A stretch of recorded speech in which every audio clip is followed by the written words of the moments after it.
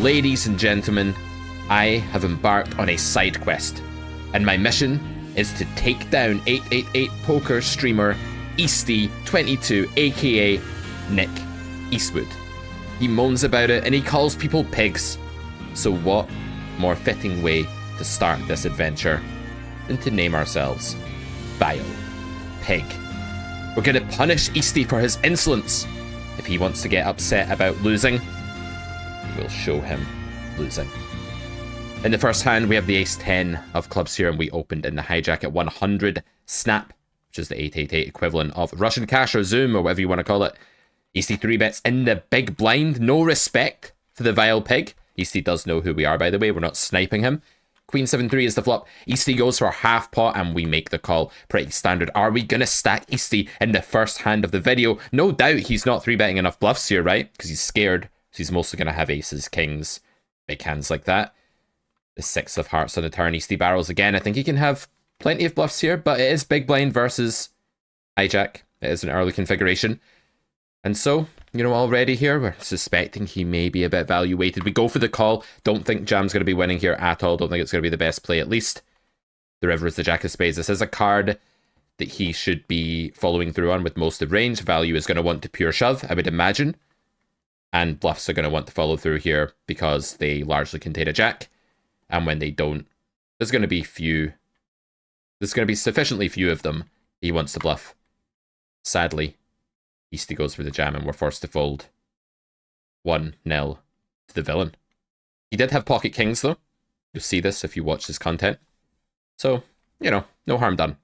Alright, next spot. Can we get our own back? Reeling from losing half a stack to Easty in our first ever battle together, we pick up the ace-9 offsuit on the button and we open up to 2.5x, and the villain, the disrespectful pig hater, defends in the big blind. Let's see if this vile pig can teach him a thing or two about pigs. The flop is 10-6-6. Easty goes for a check, and we decide to check this one on back. Ace-9 and hands like it can bet here, but they will make up a fairly decent part of our check back range. The turn is the ace of clubbles, and this, ladies and gentlemen, I believe is an over folded spot if I bet. I believe that people are not flatting the pocket pairs enough here, Easty included, because he's scared of everything. And I also think that if we check back, it will be an overbluffed river spot, because it will be very hard for people to resist bluffing with the plethora of air they arrive at this river with. So we do not mix, ladies and gentlemen, any amount of RNG here. We do not mix any bets at all. We just go for the check. And on the river, we face 1/3 pot. We could raise here. It is a heart river. And we do chop with all other ace-x, which means we can't even get value from ace-5. We do at least lose to any bigger ace-x.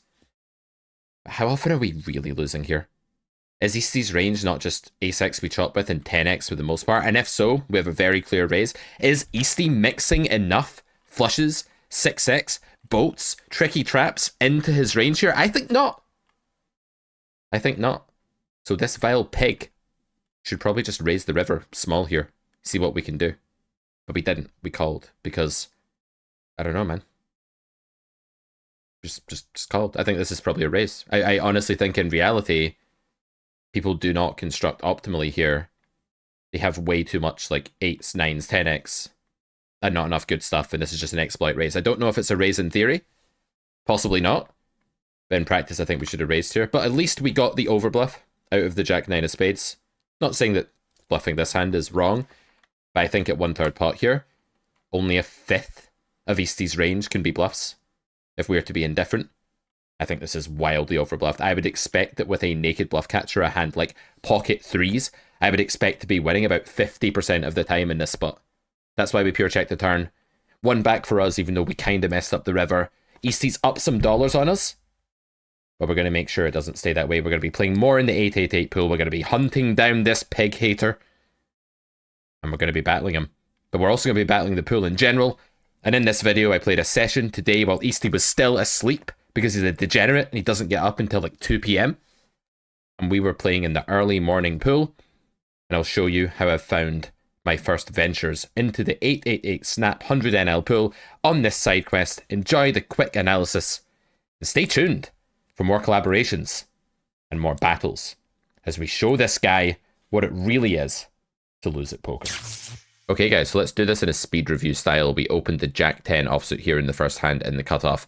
Four-handed, we get called by small blind and big blind, and big blind decides to go ahead and lead the flop for about 3/4 pot when small blind checks. We could raise immediately on the flop, but I do think that small blind will be mostly just range checking here and be uncapped. So calling comes with the bonus of a bit of transparency. I also think that big blind's leading range will be very equity driven, and if they do have like some relatively big draw, pair plus draw, you know, we are ahead. We're not miles and miles ahead of those hands. If we do start raising and piling infinite amounts of money into the pot, or if we get 3-bet, how happy are we with Jack 10 here? I don't think we're like insanely happy. And we have position, that means that it's a bit less urgent to pile the money immediately. So for reasons of urgency and transparency, I like to just call the big flop lead here, which I think is good. On the 8 of clubs turn, our opponent quickly checks. We're going to roll the footage here. This is where we began the recording. And I think we undersized this bet here. At face value, you know, we only have 2-pair on 4 straight, but they've snap checked the turn. There's just no real 9x prominence in range here. We have the best hand almost always. Moreover, villain has a lot of equity-driven stuff that is very useful to fold out or get a call from. Like, they can have some sort of hand like 10x. Okay, they can't have 10x of spades in this instance because we have the 10 of spades, but they could have like 8x of spades. They could have like a nut flush draw, king, queen. Tons of hands like this, maybe like queen, jack, some kind of pair plus draw like that. It's just always calling that we're miles ahead of. So I think we just undersized that turn bet for whatever reason. It's a mistake I just make sometimes. On the river, we're still setting things up. I didn't really consider value betting on a club river. I guess because in theory land, it's going to be way too thin. But actually, if we stop and think about this, 9x is going to be a non-entity. Club flushes are going to be extremely rare. We have the jack of clubs. You know, just settling into this session here, not really thinking, but I think we should go for some kind of small value bet on the river here with the top 2. It's possible we run into like 8s or 7s or something, but I really do think the 9x region here is extremely obliterated after villain just check calls the turn, especially with that timing. People are giving away quite a lot of timing tells in this pool, and so I'm really not a fan of the way we played this on the turn and river. We just underinvested, but hey, we're setting up the video, we're clicking a few buttons. We'll try and play better as this progresses. We are playing under the screen name of Vile Pig, by the way, which is kind of like a dig at Easty. He calls people pigs quite a lot, and I'm quite fond of how he calls people pigs. It's quite endearing, and I thought, what better to be than a vile pig? I mean, pigs are notoriously quite vile anyway. They do have a higher parasite load than other types of meat, which is why pork does need to be cooked pretty well. Pork goes well with carrots, just FYI. If I'm going to play into this gimmick fully here and just sell my soul, why not? It's YouTube. We have top 2 pair, and yeah, this is going to be a small c-bet in Theoryland. I think you can go for a big c-bet against a recreational player in the small blind here. Yeah, I think that the original idea to big c-bet here is actually quite good because they're going to have a lot of pocket pair that just fold anyway. When they have an ace, a flush draw, a 9, they're not going to be folding. It's kind of an inelastic spot, so... And they're going to under-raise the small sizing as well, so the big sizing is probably just better here. But again, start of session, early morning, playing ropey. Obviously. I think 3-betting flop is best here. This is going to be way too equity driven. As we said, that read that they don't check raise air enough and then start blasting us is just the most concrete thing here. And against that, you really do just want to get the money in against ace, jack, ace, queen, ace, king, ace, 4 and draws like while those hands are investing behind rather than waiting until they're no longer investing. So I think this is the right way to go, is just to throw in the flop 3-bet here. Definitely think it's by far the best play. I don't think like calling is right here, even though it would be totally normal, of course, in GTO to call with the top 2 pair, you know, unblocking the low EV bluffs. The main difference is just the low EV bluffs, right? Villain just doesn't have the very speculative bluffing hands there in the recreational side of the pool. We chop it up. What can you do? I'm not going to be putting in all my volume here, by the way. I deposited literally 500 pounds or dollars because there's like some random deposit limit like when you first make an 888 account, and I haven't bothered to put any more, and I should probably top it up a little bit to like 1500 or 2k and try and build it from there. But yeah, we have 5 buy-ins with a stake. Let's go, guys. Proper bankroll management here at 888 poker from the Vile Pig. We've 3-bet the queens here. We went too small pre because the slider was weird and we were worried it might time us out and we were panicking, but we wanted to get the 3-bet in. So yeah, we go for B50 something, B60 flop, whatever. These sizes are all fine. On the jack turn, I'm pretty sure our hand is going to be a pure bet in theory. The reason for this is that the jack is just not that prominent in the opponent's range. Okay, we block one combo of queen jack of hearts here. And other than that, yes, they have like ace jack suited, king jack suited, 4 combos. One combo of queen jack of spades. We block the diamond one is the one we block. Hearts is impossible. And there's some Jack-10 combos, like maybe 2 Jack-10 combos, but the bulk of villain's range will be like some float, like King-Queen of clubs, King-10 of clubs. And we also block the backdoors that didn't materialize into flush draws and unblock the ones that did, which is all the more reason to want to bet the turn. And the rare set or something just like 10s, 9s, 8s, 6s, 5s, 4s is going to be the bulk. Ace-Queen, although blocked heavily, Ace-King, sometimes, stuff like that. Betting again against this range for mostly thick value and a little bit of denial makes a ton of sense. Cross the bridge of getting raised if you come to it. Don't start shitting yourself and just checking the turn because another jack came. That's not good poker. Do you know what it is if you just check the turn because a jack came without thinking? You're basically just becoming a reactive cornered animal. You're really no better at poker than like a sparrow that's like sat on a window ledge and then there's like a firework goes off like miles away and it like flies away like shitting itself, not knowing what's going on, or like a cat that jumps when the doorbell goes. You don't really want to play poker like a cat that shits itself and jumps when the doorbell goes. That's not a good way to play. Just bear that in mind, guys, for the future. Okay, we have the Ace-King offsuit here against what appears to be some sort of like semi-recreational. I don't know whether this is like rec on probation, as Ben Ababi would say. Something like this, like they seem to be playing kind of normally but not topping up their stack, so a bit of a weird player type. On the 10-8-3 board, Ace-King can go either way. It can bet for pseudo-value denial. It can check. Maybe there's an element of bluff if we bet. Do they fold like 5s, no heart or something?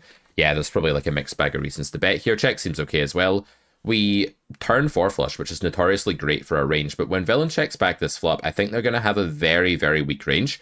Like very low equity, and I think they're also going to merge too often here. If they do have like a bad heart, I think they're going to bet at a relatively high frequency in this spot. I decided to go for check raise and just try and get the pot building very nicely against like the Queen of Hearts, Jack of Hearts, while also allowing the opponent to just bet here with, I don't know, some hand like King Queen of Diamonds, just some bluff that they're going to fancy stabbing with, just ace high with no heart. All these suited cards that just have absolutely nothing here is going to be a big bulk of their range.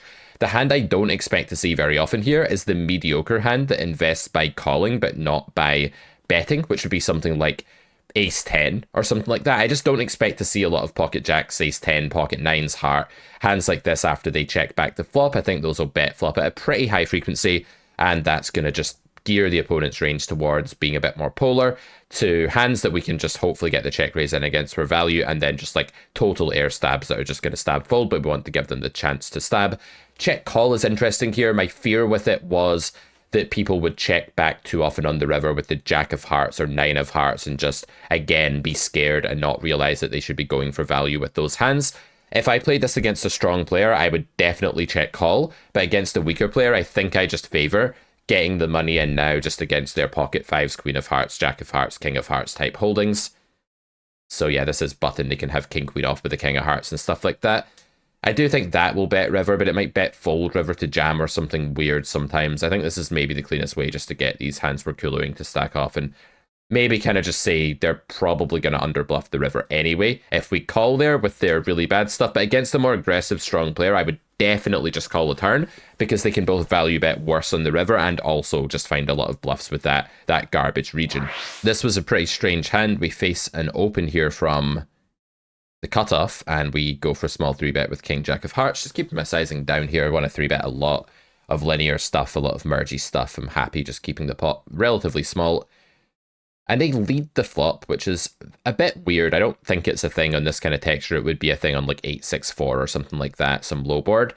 And I think this is either a call or a fold, honestly. I think raising is just like not as good as calling here. I thought about it and then I was like, hold on a minute. One, this is really odd and just like abnormal, and it kind of makes me think maybe villain has connected like much more often than not here.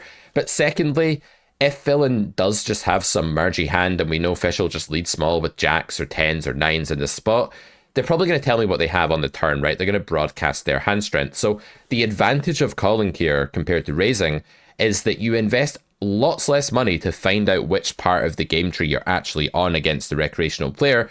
Your hand is kind of bad. It's not going to have showdown value by the river, but it does have backdoors and we have position and we're getting 5-1. We're getting 4-1, which does mean that we just pick up a ton of information here. Villain goes for a very quick check.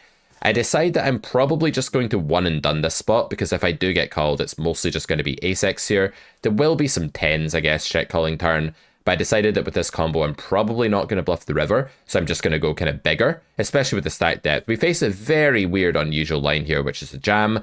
I'd expect this just to be very, very strong, like slow plays that got me, basically.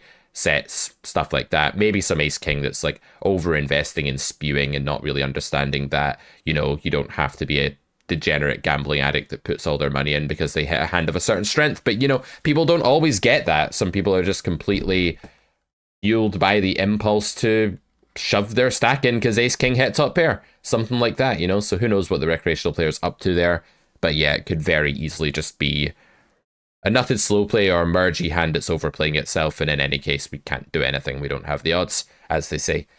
Okay, so we go for a donk bet here, and we get quickly raised. I think this is a good sizing for this spot. This player was playing fairly reggy from what I could see, and I think this is the right sizing because you have a nut disadvantage at the very top here if you're the cutoff opener, but you do have a monopoly on like the 10s, jacks, 9s, queens, kings, aces, and this is a sizing that gels well with those hands. So I like the sizing from Villain here. I'd say this is very good poker. Whether it's intentional or not, whether Villain knows what's going on, I don't know. With 7s, I think we just have a call. I do think this will probably be a bit underbluffed in the low EV department and be a bit too equity driven and overpair driven. I feel a bit squeamish about this. I wonder how bad it would be against pool to just fold the flop. I don't think it's too bad, honestly. On the turn, this is a monumentally better card for our range. We are the one with the suited cards. We are the one with the 4x. We're the one with the pocket 5, 6-5, etc. This is very much big blind's wheelhouse. And I think there are some reasons for leading with 7s here, for building a donk bet strategy to make sure that Villain doesn't just get to go check here with a plethora of overpair and, you know, one heart hands and stuff like that. So if we do just lead small here, it's kind of multi-purpose. I think we can start off the bluff line against some overpair combos, and we can also get denial from some bluffs at raised flop and get called by some big cards with one heart that may or may not bluff us off on the river. So decided just to go for the bet here. Very, very good spot for range. What else will we lead calling flop with as well? We're very near the bottom of range here.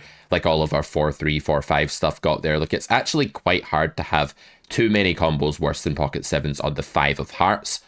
That said, we're still bottom of range, like pretty much now. Our hand has very limited showdown value. I do think we'll win occasionally here by checking against like some weird hand that raised flop, checked back, raised flop, called turn, and failed to bluff river in the most obvious spot ever. But, you know, realistically, we shouldn't really be winning very often here. Maybe against like ace-5 or something sometimes, ace-5 of diamonds we win, but I think it's few and far between. So I think the right play on river is probably to bluff again. I mean, if Villain is hand reading to any degree, they just have to realize our range is incredibly strong here. All in is not right with these blockers, of course. Like, they did call turn quite quickly, didn't raise. I don't think they have a ton of the nutted stuff. Flirted with the idea of just overbetting 37.4. Ultimately decided that with no heart in my hand, I actually have the kind of hand that prefers this sizing, and this is going to be the sizing for non-flushes a lot of the time. And even some bad flushes might pick this size, like the 10-9 of hearts or whatever, that are very abundant in our range as well. I actually love this turn lead and river bet with 7s. I think it's very, very good. And yeah, I'm very happy with how I played this hand. We did run into it here, it looks like. It could be that Villain's got to the river with like aces with a heart, and it's just decided to try and bluff us off our value range. We don't beat that. We don't beat that bluff, so we can't even think about calling. But yeah, it's a bit interesting that he doesn't raise turn but jams river. I would say the more capable regs are going to overbluff that node because they're going to think one pair aces with a heart or kings with a heart, no good, I'm going to ship it. And they're going to do that quite a lot. But most people in pool are probably just underbluffing. While recording the Weapons of War course that I've now made 8 episodes of and making 9 and 10 later this week, starting next week, I have learned a lot about just what a massive effect overly capped ranges, exploitatively speaking, have on how you can play. This is a classic kind of big c-bet board because Villain does not make much two-pair on any board that contains a deuce because they don't have deuce X very often. So yeah, low boards like this that are relatively draw heavy but not very like nutty for Villain, you just want to go ahead and bet big. We check back on the turn here with queens no heart, which is relatively standard on this card, and Villain quickly checks the river. And this is where GTO and population diverge monumentally. So GTO here is going to be the snake in the grass, right? If you've taken Carrot Poker School Grade 2 Lecture 5, you will know that the out of position game is tricky, trappy, sneaky, stealthy. We check the river here as big blind with the nut flush, with a bunch of hands that are planning on check raise bluffing, check raising for value. It's a very common line to check raise this river, right? In GTO, it's abundant. In reality, it just doesn't happen, and especially not at that kind of tempo, right? The check being very fast, and therefore our queens gets upgraded. I don't know how big this hand gets to bet in theory. I think it probably can still overbet, but without the heart, it might be cagey. You might find a solver just prefer B75 here. I think overbet's best in practice because we can so easily just be bluffing here. And what really happens is that people just need to think we're bluffing to call. And from a range versus range perspective, we get to start valuing so much more thinly for overbet on this node, and then bluff a lot and just like use overbet a ton as like a primary sizing here. It's not that we only have this sizing. If we've rivered like Jack 10 or we want to make a value bet with nines with a heart or something, we'll go smaller, but we are definitely just going to bet queens as an overbet here in this pool. Fill in folds this time, but yeah, I think that's the right choice of sizing. All right, so we have 8-6 here in the small blind. We open, we get called by a recreational player in the big blind. I massively prefer bet here. In GTO you can do either, but there's going to be a lot of bet, but bet's just best in real life, I think. And the reason for that is I don't want to check raise this hand at this SPR. It's not quite good enough. I don't know anything about the opponent. Bet is a very clean way to just get an overfold. Usually people aren't defending enough random overs here in this spot. They're meant to defend a ton, and you have backdoors that are too prosperous to want to check fold. So just bet this hand against the recreational player every time. It's going to be the right play. And on the turn, GTO says when you block their, when you have the worst of the worst, right? When you block their floats, you have bad pair draws, and you're out of position with no diamond, you're meant to just check. I think check is probably right here in practice as well. Not really needing to deviate here. You could block. Block is the other line that might be winning. It might be better than check. I don't know. It depends on the recreational player. When it goes check, check here, they're going to mostly have ace high, king high over cards. They're not going to check back even like sevens that quickly, and definitely not a 10 very often at all. Very clear capped range node where I just want to try and make them fold all of their ace high, king high, even some low pairs maybe. Let's go for the overbet here. This looks good. I think B75 is also kind of viable in this spot though as well, because they're just going to have a lot of like unpaired stuff that's inelastic to sizing. It could be that B75 is better than overbet there, but I don't really know. I think that you do get more folds from like the fives of the world than you would think with an overbet on that in that spot. I don't think it usually folds or anything like that. It usually doesn't, but it can sometimes, and you might get some elasticity from ace-x there too, whereby it wants to call b75 with ace-9 or something, but they don't want to call an overbet. So I think overbet and b75 are unclear. I don't know what's best, but definitely a spot I need to be bluffing.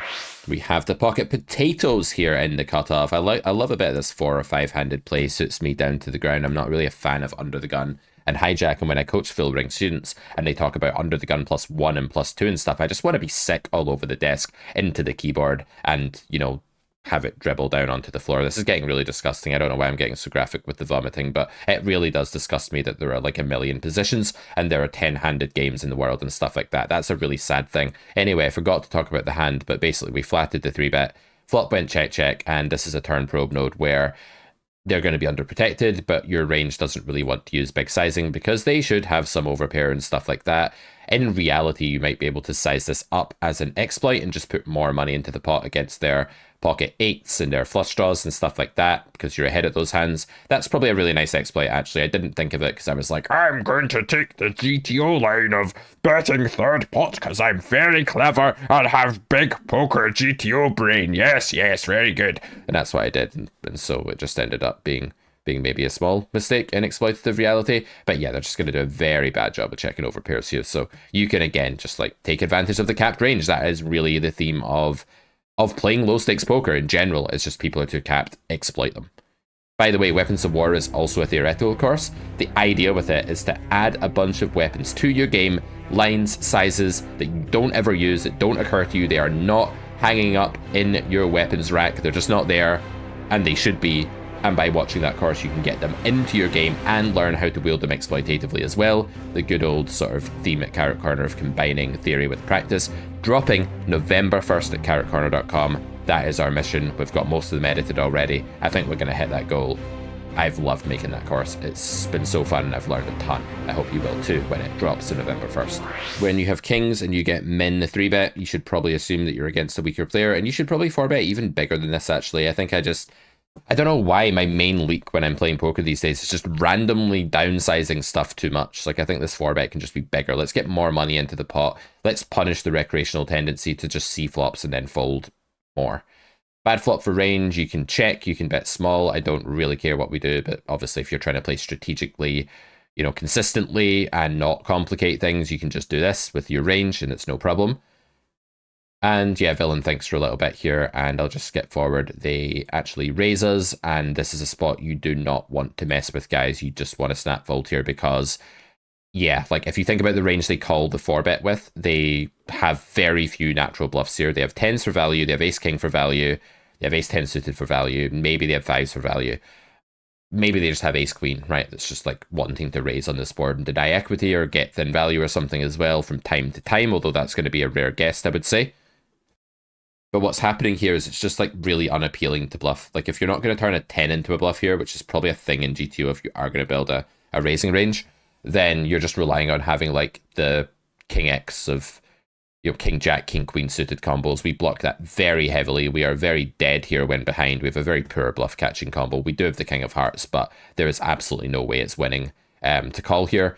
We're investing 17.4 chips into a pot that will become like 80 or something. So it's true that we don't need much equity. We need like 20 something percent, 23% or something like that. But I don't think we win the pot that often. I honestly think we just lose this pot almost always unless a king comes.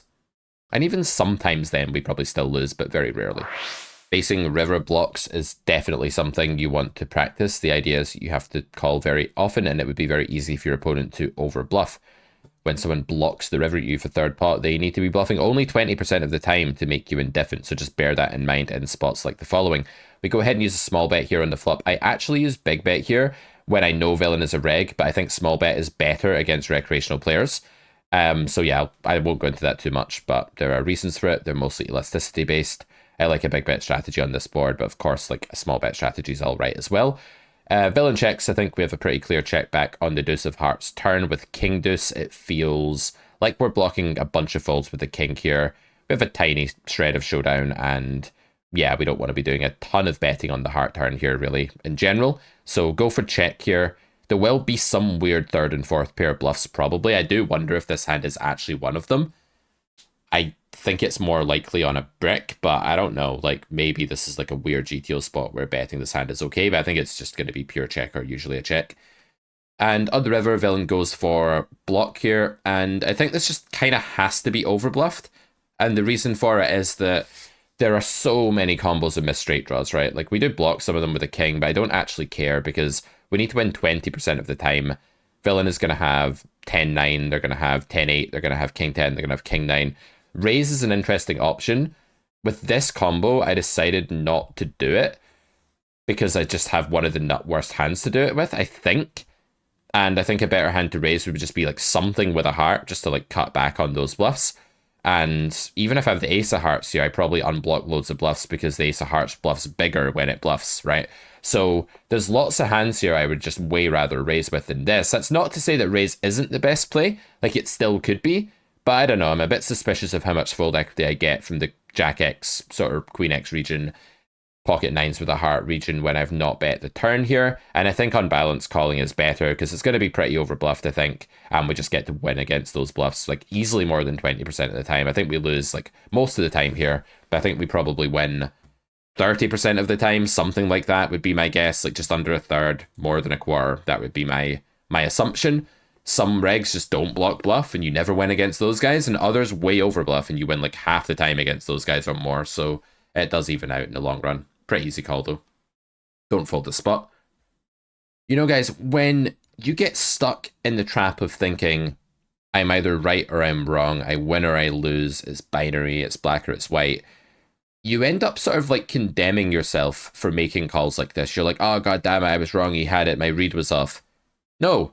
You just lost this time. Like, how often did you have to win? You had to win a fifth of the time to break even. You don't have to win every time.